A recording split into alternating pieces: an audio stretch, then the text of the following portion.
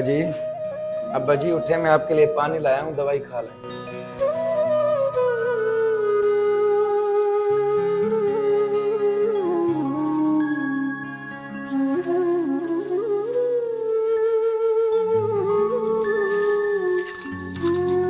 हाँ बेटा, मेरी रिपोर्टें आ गई हैं। क्या कहा है डॉक्टर साहब ने? अब्बा जी आ गई हैं रिपोर्टें, कोई परेशानी वाली बात नहीं है, आप परेशान ना हो।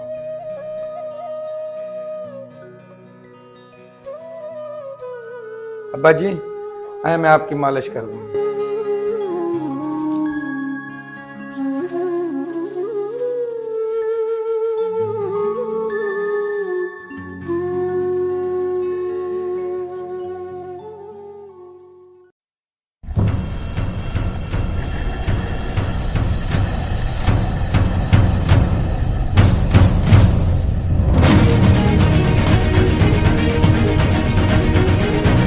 अहमद बेटा, अभी तक यही सेल हुई है?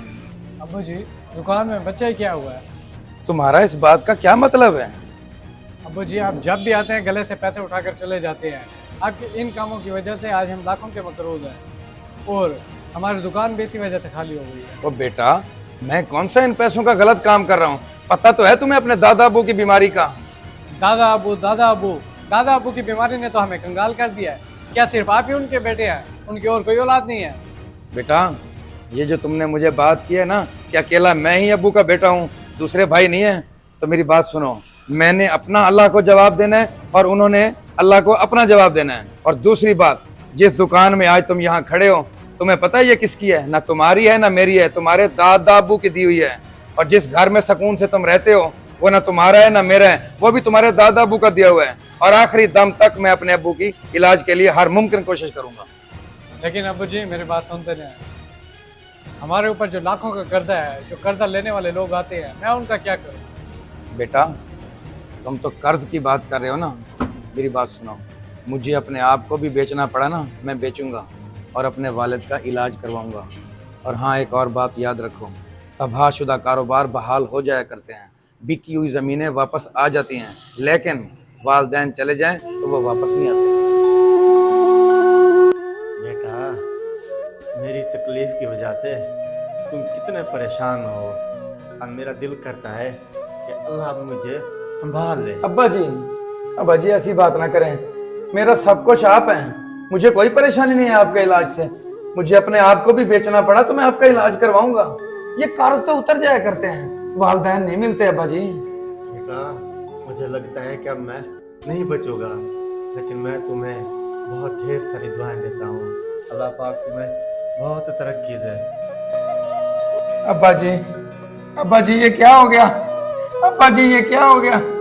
मुझे दुनिया नहीं चाहिए, मुझे आपकी जिंदगी चाहिए थी अब्बा जी। मैंने तो इलाज में कोई कसर नहीं रखी अब्बा जी, ये क्या हो गया?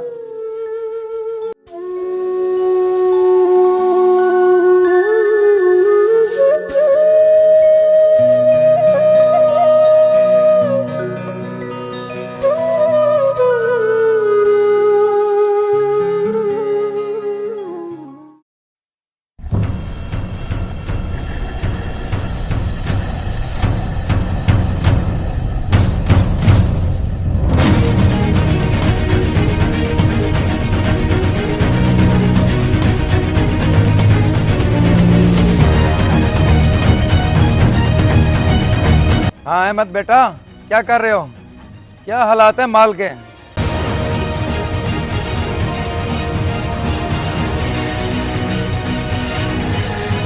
जी अब्बू जी, माल वगैरह का सारा काम सेट है।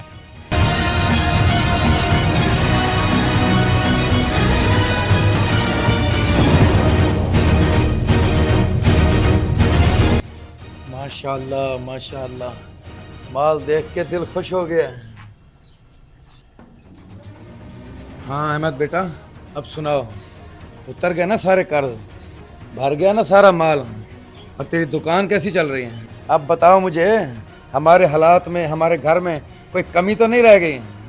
जी अब्बा जी, एक साल में सब कुछ बदल गया है। ऐसे लगता है जैसे कोई मुद्दा हो गया हो। अब बताओ बेटा, मैंने कहा था ना, उजड़े हुए कारोबार दोबारा बहाल हो जाते हैं, बिकी हुई ज़मीनें दोबारा खरीदी जा सकती हैं। लेकिन वालिदैन चले जाएं तो वो दोबारा नहीं आते हैं। और ये सब कुछ जो तुम आप देख रहे हो, इतनी खुशहाली, ये पता है कैसे आई है?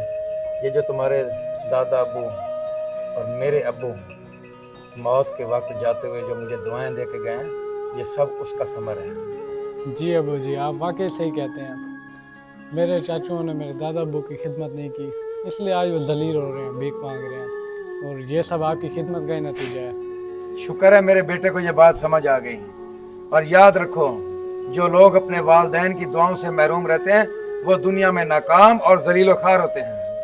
हमारी इस्लाही और मोटिवेशनल वीडियोस को देखने के लिए चैनल को सब्सक्राइब करें, लाइक और शेयर ज़रूर करें ताकि हमारी हर आने वाली नई वीडियो का नोटिफिकेशन आप तक पहुंच सके।